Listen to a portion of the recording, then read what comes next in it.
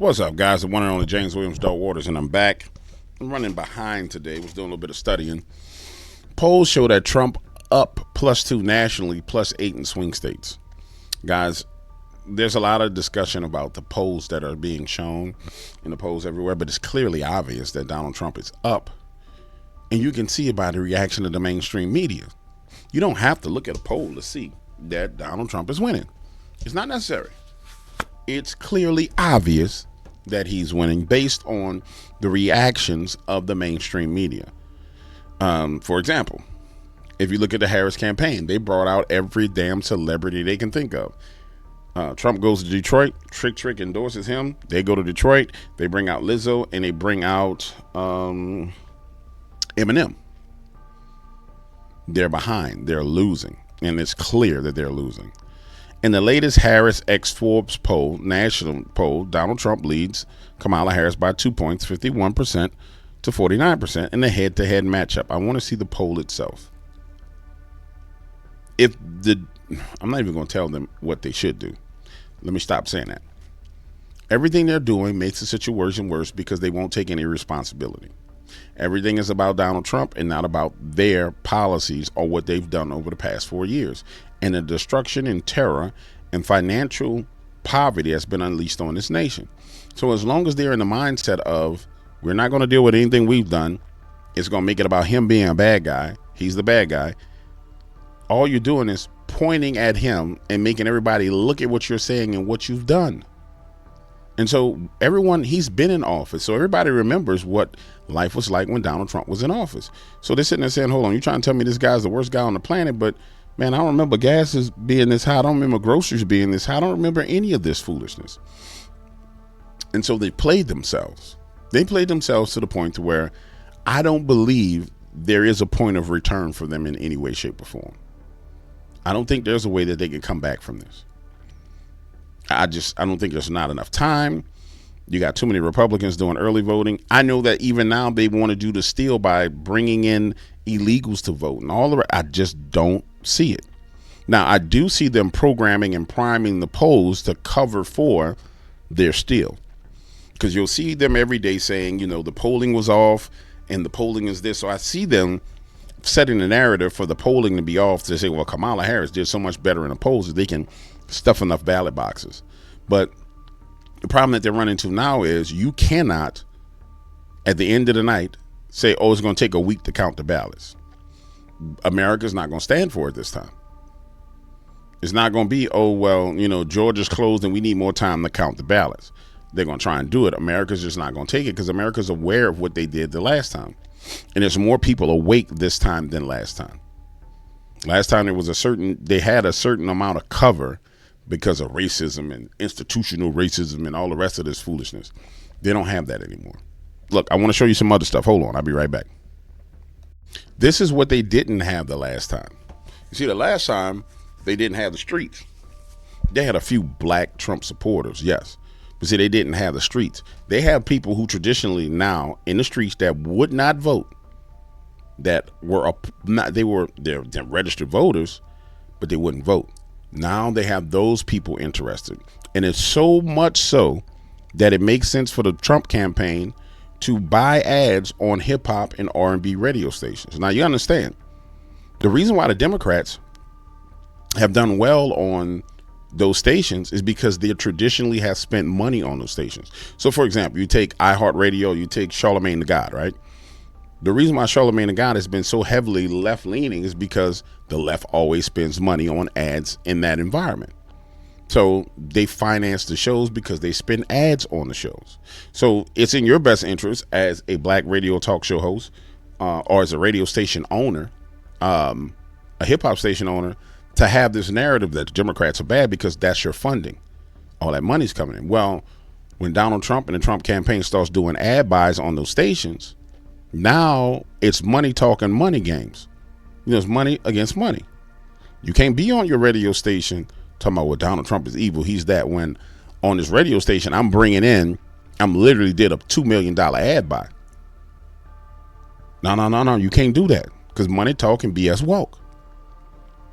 It walks real fast.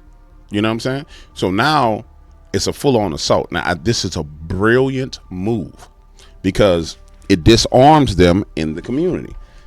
And it's like, when I say it disarms them, it literally disarms them on a national level when you start dumping ads into it. And then what has to happen is now there's a bidding war for ads on these stations because nobody really targets that African-American media for the votes. Republicans never targeted it. It didn't make no sense because the numbers didn't make any sense for you to target them. They were always a given demographic for Democrats. This is a major shift, and it's a shift that's going to establish the Republican Party in the hip-hop black community for a very, very long time. This is the dethroning of Jay-Z and Beyonce and everybody else. This is the only reason why radio stations would lean in that way. The commentators on radio stations, and it's the only reason. It's money. So now what Don says is, no, I'm gonna drop some bread. And I think it's amazing that this happens right after Laura Trump went on with Charlemagne the God and everybody else. And when you kind of see what's going on and you pay attention to it, it's exciting. I mean, it's super duper exciting. Hold on, let's do this. I want to see what they're saying here. Black men. CNN senior data reporter Harry Etten is here. The need for outreach to black men, Harry, appears to be pretty stark in some of the numbers you're seeing. Yeah, let's talk about young black men in particular. Sometimes there's a trend line. I look at the polls all the time, and sometimes there's a trend line that I never noticed before and make me go, whoa. This explains the ad buys. So watch this. Democrats margin black men aged 18 through 44. Obama had 81%. Hillary had 63%. Biden had 53%. She's at 41%. So what ended up happening is they say, okay, well, we're doing bad in young black men. So we're going to go ahead. The Democrats probably say we need to go start doing ad buys on hip hop radio stations. Well, Don says, I'm going to meet y'all there. I'm not going to let you have that area unopposed. So he says, I'm coming in and I'm going to spend ad money there with you. Something that they've never experienced, guys. So here's what's going to happen. Her poll numbers are going to drop even more. She's at 41% now. She's going to end up being in the 20s when this is done. Because unfortunately in that community, you kind of need somebody to cut the grass. You really do. You need somebody to come out and cut the grass. Imagine like the personalities and the belief systems are weeds, right? And so if you're a young black conservative and you try and talk to people, they're sitting there saying, well, man, I ain't voting for Trump. He racist. He this. Well, when the ads come out and it's Kamala doing what Kamala does and people are confronted with it day in and day out, they're going to have to accept the reality. So it cuts the grass for the grassroots movement of people who've been saying for the longest to be like, yo, dog, I'm telling you, this Kamala ain't the thing to do. But see, they've had those airways unopposed. There's been no opposition to them. So now this opposition comes and it's going to be powerful. It's going to be amazing. Is one of them, all right? This is the Democratic margin among black men under the age of 45 in presidential elections. You go back to November of 2012, what do you see? You see Obama by 81. Clinton only won him by 63. Then we're all the way down to Biden. And this explains, I'm going to stop it right here. This explains why they ran Obama back out to all these rallies. Now, you saw they brought Obama out, and it didn't go too good for him because he called himself like coming to put the Negroes in check. So they ran him out. He got mollywopped, bust across the head. But it explains why they want to run him out now. And this is how much damage that Joe Biden and Kamala Harris have done. And you see it in the numbers. Obama, 81. Hillary, she skated by, didn't do a lot of damage. Biden, that's what major damage happens. And Harris, nobody's interested in it. So you see the damage that's been done to the 18-year-old to 44-year-old. And what they're not capturing is this. When Obama was in office, which was 2012, so we're in 2024, 10 years will be 2022. So you go 14 years ago. So we got an 18 to 44. You take 14 years from that older age group and you bring them back. So you're talking about people who are in their 30s. So you got people who are in their 30s from that 30 probably to 50 that are seeing the exact same thing.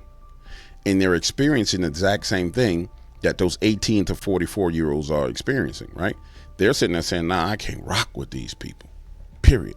And they're not capturing that data. They're only capturing this. But I'm telling you, it's a much larger movement going on. Extremely last time large around by movement. 53, a tremendous drop already. And then you take a look at the average of the most recent polls, and Kamala Harris is up by only 41 points. That is about half the margin that Obama won them by back in November of Obama won them by 2012. And this, I think, is, you know, when Barack Obama goes in last week when he was in Pittsburgh, Pennsylvania, essentially talking to young black men, he made it seem like it was a Kamala Harris specific problem.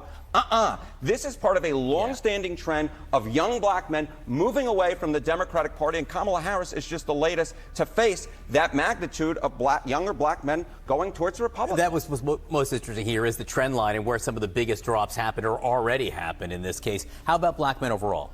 How about black men overall? It's part of the same picture, you know. We're looking once again, if younger black men, it looks like the worst Democratic performance since 1960, since JFK versus Richard Nixon. It's the same thing among black men overall. Again, part of a similar trend, but here actually But I thought she had an opportunity economy. I have an opportunity economy, and I'm going to give all the black men an opportunity to smoke some weed, and I'm going to give you $20,000 for your website. It's an opportunity economy. And this explains why all of a sudden Kamala made this hardcore pivot away from what she was talking about doing for black people. And I'm going to do the marijuana thing, I'm going to do this. She threw that away and moved away from it. Because the polling numbers don't make any sense for her. It doesn't. I mean, it makes no sense at all. I anticipate by this week they're going to give up on black people just altogether. I mean, it makes no sense. They're just going to give up. Drop off isn't as dramatic, right? Barack Obama won him by 85. Then you see 71 with Clinton, 69. Biden, basically the same thing, holding steady. But here, again, very, very weak. Only a 54-point margin. Now, again, still winning. And it's lower than that. Winning them by a large margin, but considerably lower than what we're used to. Certainly considerably lower what we had during the Obama years. The bottom line is Kamala Harris with younger black men and then black men overall putting in historically weak performance for a Democratic candidate. Is she getting any relief with black women? All right. So, you know, we're talking about the trend line, right? And black women, look, she's doing better with black women than she is doing among black men. But here, there isn't a trend line almost until we get to Kamala Harris. So again, this is a black margin among black women. Look, Obama won him by 93, very large margin. Clinton won him by 93, a very large margin. Biden did a little bit worse at 85. But then you look here, and you get a 71-point margin. Now, again, these are large margins, but the bottom line is when you're talking about the base of the Democratic Party, you would think that Kamala Harris would do very well among black women based upon history, and of course she would be the first black woman president, but she's actually doing the worst for a Democratic candidate among black women since 1960. That's because the coalition that they had, the coalition of the Latinos, the blacks, the Asians, that coalition has fell apart. But see, here's what you got to understand. They already knew the coalition was falling apart. That's why they started bringing in people from illegal aliens, because now they're going to build a new coalition, and they were hoping that they could hold on to a significant amount of their existing coalition while they brought in all these illegals. They had to do it at the same time to establish their new coalition. And they figured, okay, we got these Negroes in place, we got these Latinos in place, and we're just going to slide these new people in here and strengthen ourselves with this new coalition of people from Haiti, Venezuela, Nicaragua, and Cuba. It's the reason why all these people are people of color from these different places. We're going to slide these people in here and strengthen our coalition. And they tried their best to do it and make it seem like it was nothing. But then people started catching on. Hold on, how does Burrow come over here and she got $26,000 on her welfare card and $5,000 cash? And so the hood look around and he like, hold on, man, these people getting everything. And we ain't never got nothing. Boom, it fell apart. And it fell apart real quick because it started at the grassroots in the hood. So this is the one thing about hood people, and I'm gonna keep it real with you. Like when you get to like the quote unquote well-educated black people. I went to Howard University. I'm a Alpha Kappa Alpha, or I'm a Omega Sigma, or I'm a Omega, and I work in corporate America, and blah blah blah. That's one mindset. I mean, in fact, any person that's in a black fraternity, you might as well forgive me. Your ass is rebellious according to the Bible, and your ass is stubborn according to the Bible, and your whole life is going to be a sign of rebellion and stubbornness. But nonetheless, you have that demographic, and then you got the regular demographic, the guy who's a garbage man, the guy who's the truck driver. These two demographics have two completely different views on life. The one demographic is not connected to power in any way, shape, or form. That garbage man that goes to pick up the trash in the morning, that goes hang out with his wife and his kids, they have no connection to power and influence of the Democratic Party. They don't necessarily know somebody that knows the mayor, right? They're not running in those circles. So they don't give a damn about being influential and powerful. They only care about paying their bills. Then you have another group demographic that's like, yeah, I work as an attorney downtown, and yeah, I know the mayor, and I've been to fundraisers where I've been with the state representatives and blah blah blah. It's in their interest currently for the Democratic Party to win because they're interested in power and influence. They don't give a damn about nothing else but being powerful, influential. And so you see that play out in voting.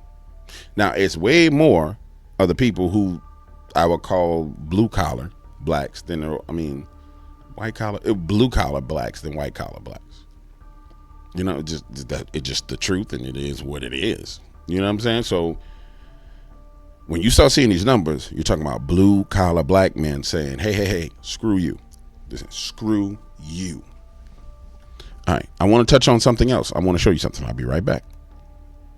Now, I told you guys yesterday that Kamala would complete the job of destroying this nation. And I know it sounds crazy, but I'm going to show you evidence of what her job is and how she would complete it. So we have Joe and her allowing all the illegals in. It's clear that they allowed the illegals in. It's not even contested in any way, shape, or form. They don't even defend it. Right? When you talk about it in debates, they skirt around the fact that they let them all in. This is her saying what her intentions are. This is why I say this election is very important, because there's nothing hidden in this election. People have a choice. They're not hiding anything. And that's the amazing part about this. Like, you're either stubborn, stupid, or retarded not to see the truth. That's the only way you don't see the truth. You're stubborn, stupid, or retarded. But here's her in her own words. I'm sorry, not this part. Right now we're talking about border security, and there's no Democrat talking about pathway to citizenship, an immigration relief, and the benefits that migrants bring to this country.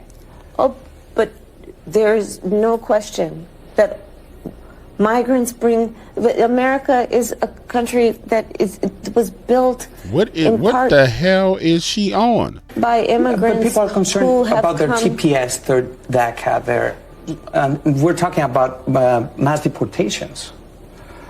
I'm not talking about. What do you stand on mass deportations? What's your stand there? We need smart, humane immigration policy in America that includes a pathway to citizenship. Right now we're talking smart, humane immigration that includes a pathway to citizenship. So you already here. You get a pathway to citizenship. Now I want to show you why this is a problem. Because this is what's going on in America right now. This is New York. This is what's happening this is in Canada. This is what's happening in Canada. And they have open border policies in Canada. And I need you to understand, this is a foreign nation's flag being marched through the streets of Canada. And this is where we're headed. We've already seen it, but we haven't seen it at this level.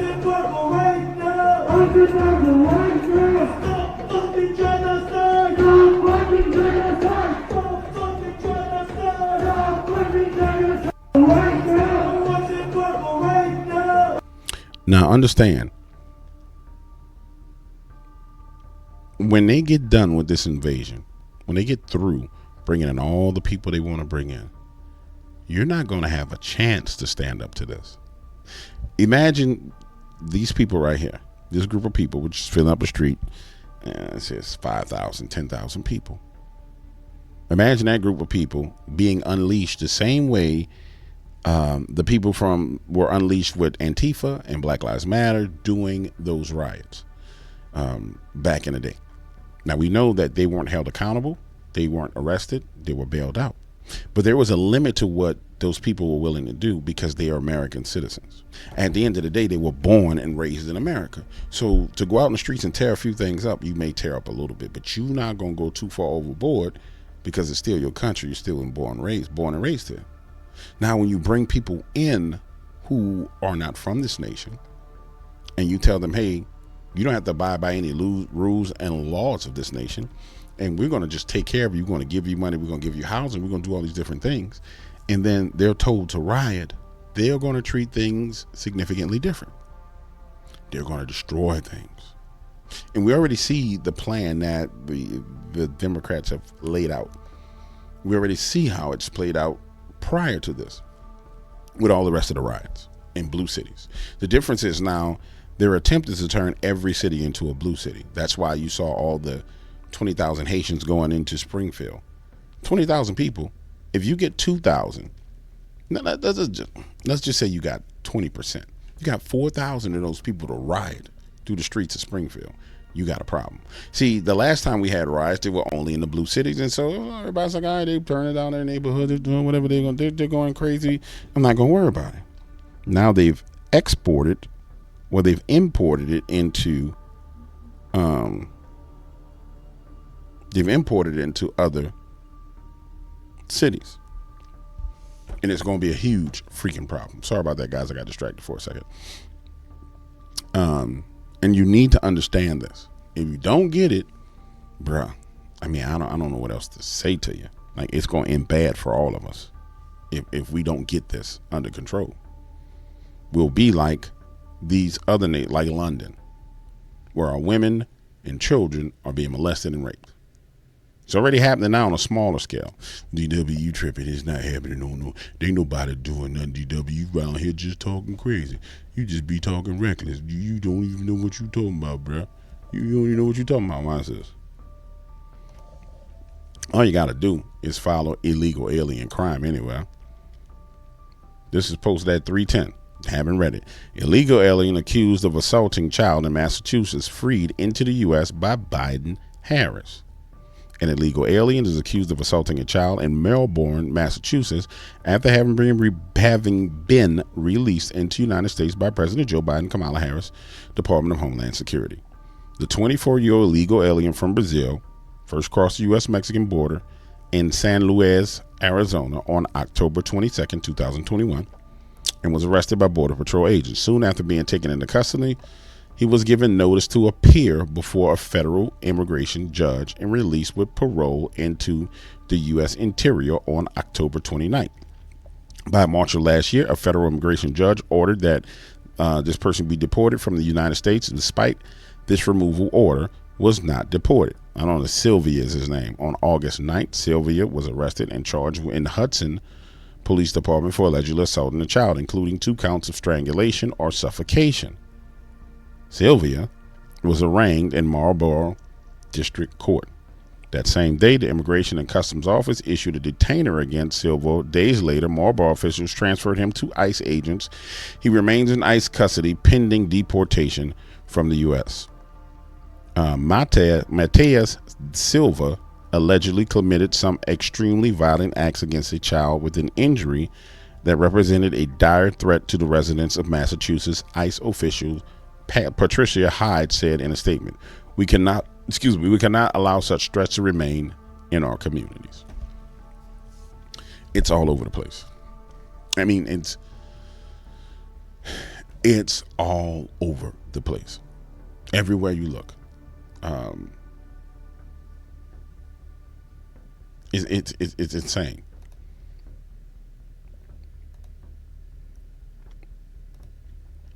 reported at least 600 Venezuelan gang members now living in U.S. after nearly 4 years of Biden-Harris border policy. And man, all these people look like demons. Look in the eyes, man. This thing right here look like death. Look at her eyes. There's death in her eyes. Death, violence, death, murder, rape is in the eyes of these people. Imagine running into her in the alleyway in the middle of the night in the dark. Just this broad right here.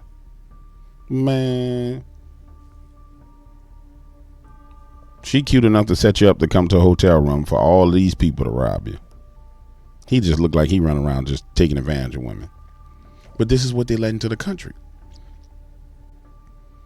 Mind you, while they defunded the police. I mean, after they defunded the police. So the police are shorthanded with dealing with all this foolishness. And it's hard to get people to understand this.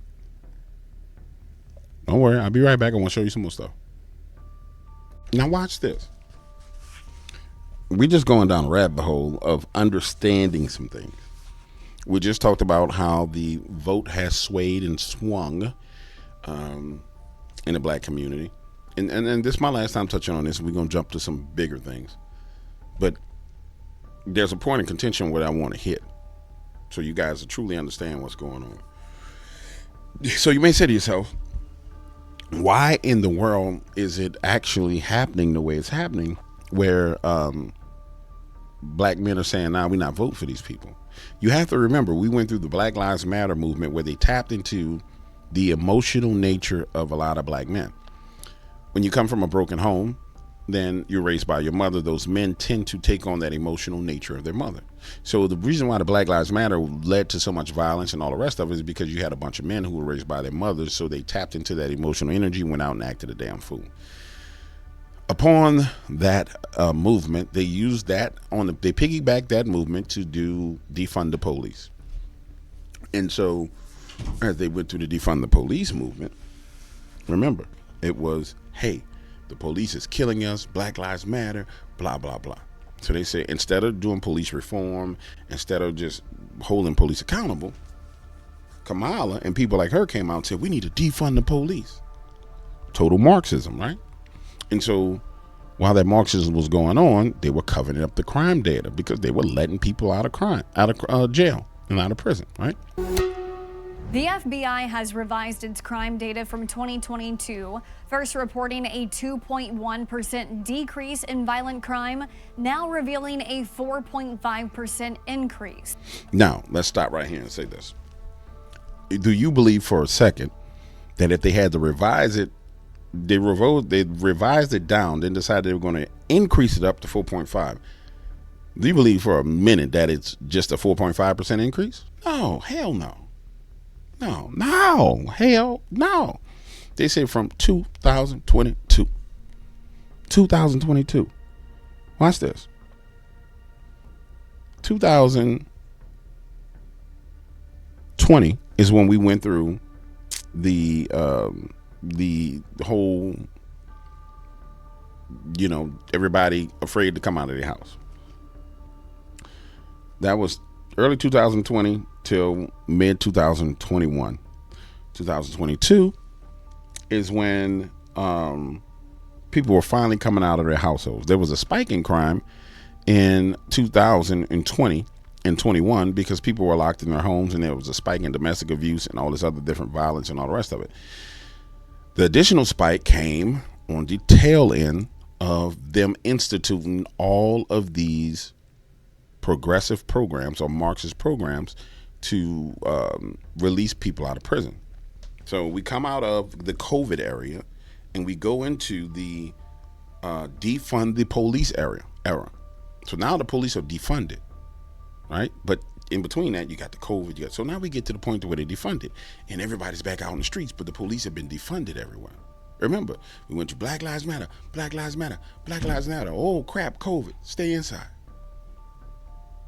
Then we come out of that and everything is defunded. And so now you get this crime wave because the police don't have the resources they need. But it affects everybody. But at the base level, it affected the black community more than anything because that's the community where all the crime was. And I'll say this to you. This is how much Democrats hate you. Not only did they defund the police in your areas and let crime get out of control, then they turned around and they imported criminals from all over the world and plugged them into your communities where the police have been defunded. Do you understand what I'm saying to you? So it's one thing to take a gang like Tres de Guagua and bring them here in 2017, because in 2017, 2018, the police weren't completely defunded. No, they didn't do it then. They waited until they defunded the police. This all happened when Kamala and Joe got in office, remember? We were under Donald Trump, it was strong borders, strong this, strong police, strong everything. So when they got in office, they defunded the police. That was their promise. They defunded the police. And in the middle of the defunding, hey, Venezuelan gang, come on over here.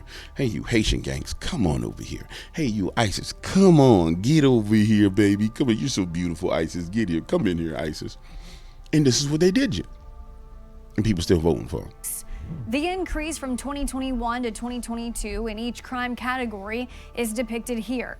The revision includes 80,000 more incidents of violent crime than previously reported, 1,699 more murders, 7,780 more rapes, and more than 33,000 robberies and 37,000 aggravated assaults.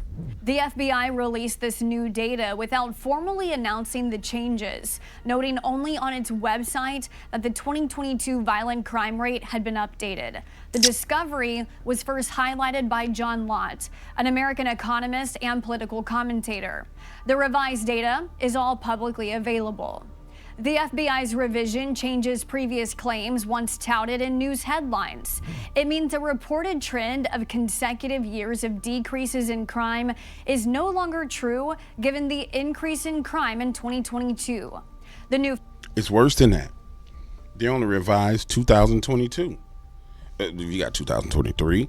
We're in 2024. So what you're telling me is the trend has changed, and they're going to revise it. They're going to come out with a number in 2023, and it's going to be ridiculous. It has to be ridiculous. It has to be. Think about what's been bubbling under the surface since Joe and Kamala started letting these criminals into the nation. They've been letting them in. So what you're capturing is a little bit of the data that shows the change from the criminals coming in and the police being defunded. It's going to be astronomically higher, but you won't see it until after the election. Because if they show you now, then, nobody voting for them. So the FBI comes out, we're going to revise the numbers a little bit. We're going to do it quietly so nobody get to see it. So we can try and maintain like we have some credibility. And that's what it boils down to. It boils down to them trying to maintain some level of credibility for whatever reason. To me, they're just wicked devils at the top of the FBI. Rank and file FBI agent, if you're listening, bro, I'm not insulting you. I know quite a few of you guys, y'all are awesome people. But y'all bosses is a bunch of damn devils and demons. And you know it, and I know it. They're a whole gang of devils, a whole band of demons is what they are. Now I want to talk about the next thing. I'll be right back. Don't go nowhere. Don't go nowhere. We're going to be going for a little while. Now, I told you guys yesterday that Kamala would complete the job of destroying this nation. And I know it sounds crazy, but I'm going to show you evidence of what her job is and how she would complete it. So we have Joe and her allowing all the illegals in. It's clear that they allowed the illegals in. It's not even contested in any way, shape, or form. They don't even defend it, right? When they talk about it in debates, they skirt around the fact that they let them all in. This is her saying what her intentions are. This is why I say this election is very important, because there's nothing hidden in this election. People have a choice. They're not hiding anything. And that's the amazing part about this. Like, you're either stubborn, stupid, or retarded not to see the truth. That's the only way you don't see the truth. You're stubborn, stupid, or retarded. But here's her in her own words. I'm sorry, not this part. Right now we're talking about border security, and there's no Democrat talking about pathway to citizenship, an immigration relief, and the benefits that migrants bring to this country. Oh, but there's no question that migrants bring. America is a country that was built. What the hell is she on? By immigrants. But people are concerned about their TPS, their DACA, we're talking about mass deportations. I'm not talking about. What do you stand on mass deportations? What's your stand there? We need smart, humane immigration policy in America that includes a pathway to citizenship. Right now we're talking smart, humane immigration that includes a pathway to citizenship. So you already here, you get a pathway to citizenship. Now I want to show you why this is a problem. Because this is what's going on in America right now. This is New York. This is what's happening this is in Canada. This is what's happening in Canada. And they have open border policies in Canada. And I need you to understand, this is a foreign nation's flag being marched through the streets of Canada. And this is where we're headed. We've already seen it, but we haven't seen it at this level.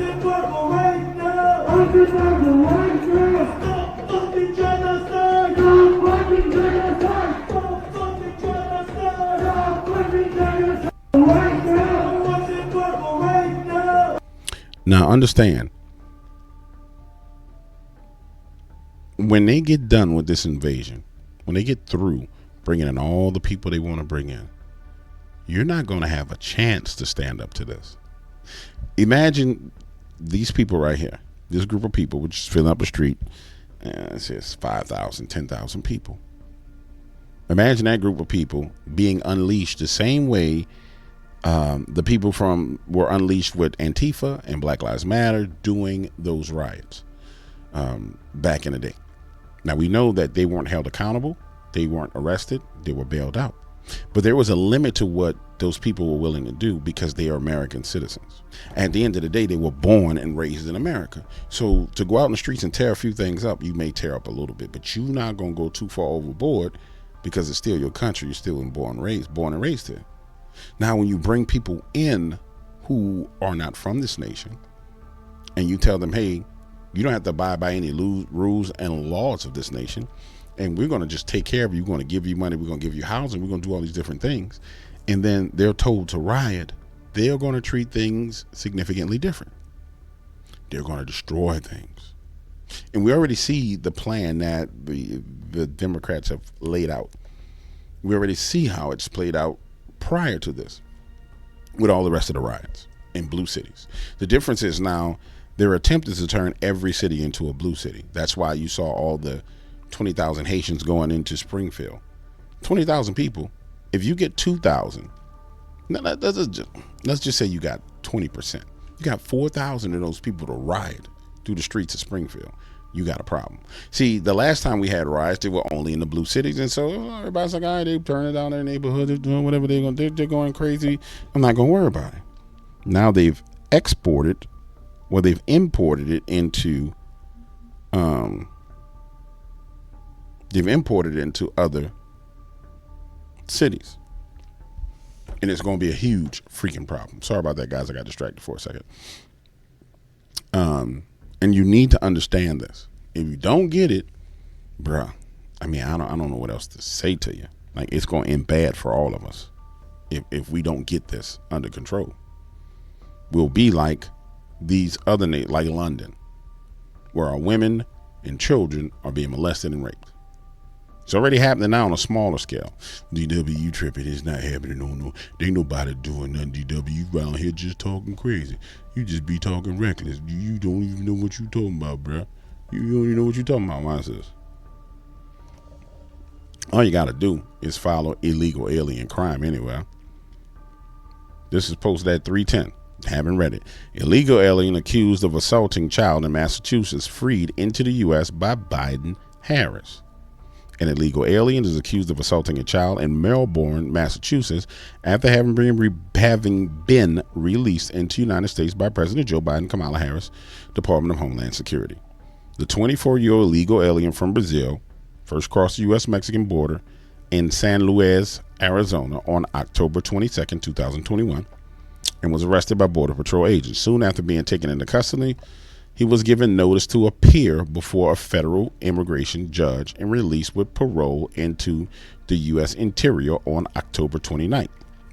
By March of last year, a federal immigration judge ordered that this person be deported from the United States. Despite this removal order, was not deported. I don't know, Sylvia is his name. On August 9th, Sylvia was arrested and charged in Hudson Police Department for allegedly assaulting a child, including 2 counts of strangulation or suffocation. Sylvia was arraigned in Marlborough District Court.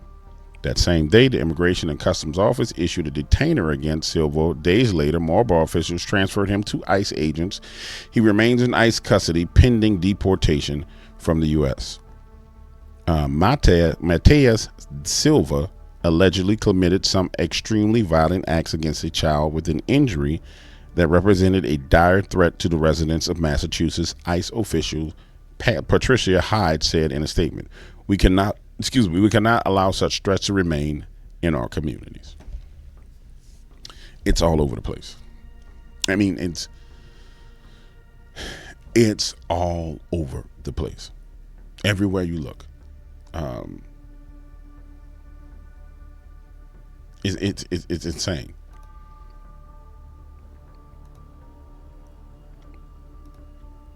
Reported at least 600 Venezuelan gang members now living in U.S. after nearly 4 years of Biden-Harris border policy. And man, all these people look like demons. Look in their eyes, man.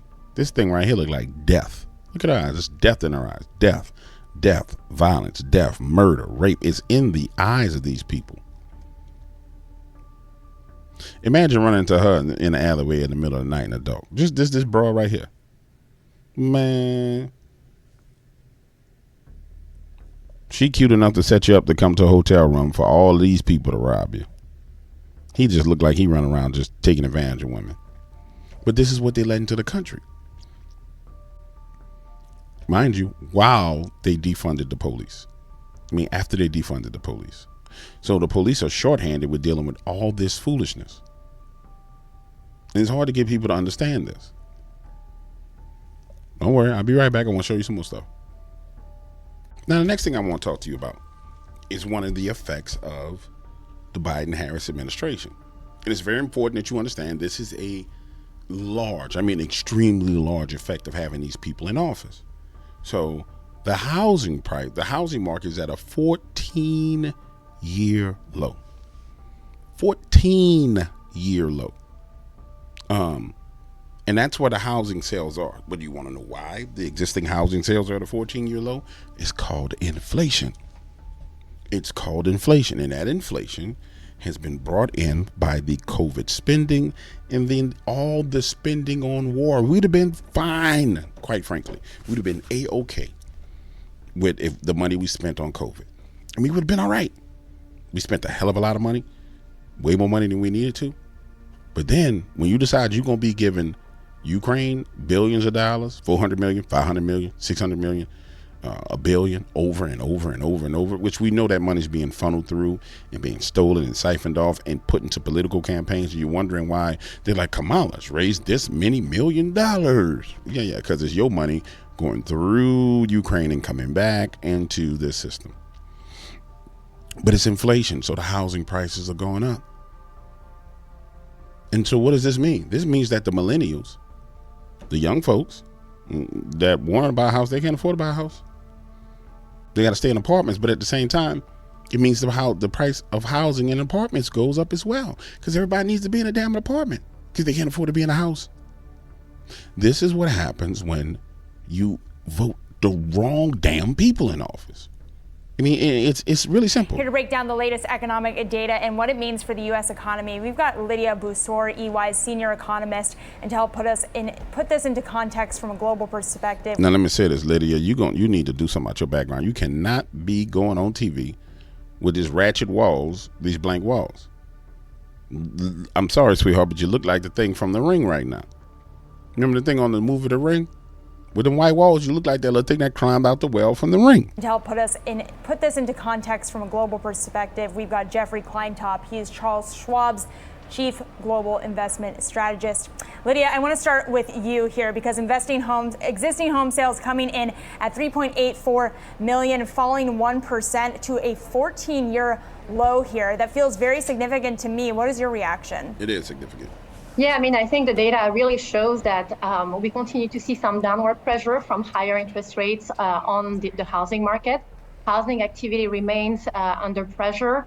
When we look at the overall picture, we still have a depressed housing affordability in the U.S. It's still over. Exactly what I said. Housing afford. I said can't nobody afford to buy no damn house. Hovering around its lowest level since the 1980s. Since the 1980s. Thank you, Joe and Kamala. And everybody's like, I'm going to vote for Joe and Kamala because the orange man is bad. But see, the people who running out to the streets to vote for him, they don't know nothing. They are dumb, retarded, whatever I said earlier. They all three are mixed together into a ball. It's all right here, man. So we continue to see, essentially a housing market that's frozen and where elevated interest rates and that restrictive policy stance is putting downward pressure on activity. Lydia, how big of a risk do you see this being to future economic growth? Yeah, I mean, we have the Federal Reserve that has started to lower interest rates. So as we move into 2025, we do expect to see some of that pressure easing on the housing market. So we do expect to see a gradual recovery. But overall, when we look at the economic picture, we continue to see an economy that's moving at a fairly solid pace. If you look at economic growth in the third quarter, we're looking at growth above 3% for the U.S. economy. We're also looking at a consumer that's still spending, even if it is doing so more cautiously, especially for lower income households. I think it's important to stress that we have this bifurcated. You're doing a whole bunch of talking to say that you think that the market going to go up when the market ain't going no damn well right now. This is the problem with like Yahoo Finance and everybody want to sound so damn smart. Everybody want to be so smart. No. Inflation is high. People can't pay for gas. Their groceries, are they getting half the groceries they used to get for the same amount of money, so they ain't buying no damn house. You can't buy a damn house when you buying 50% of the food that you was buying 2 years ago for the same amount of money. You can't buy a house. You can't. It's the same thing with cars. It's the same thing with everything. It's common damn sense. This all it boils down to. Everybody don't want to make it say, oh, the housing. No. You can say all these different economic factors. It boils down to the paper that people have in their pocket, and if they're going to spend that paper. And you see it across the board in everything. People kid, gym memberships, down.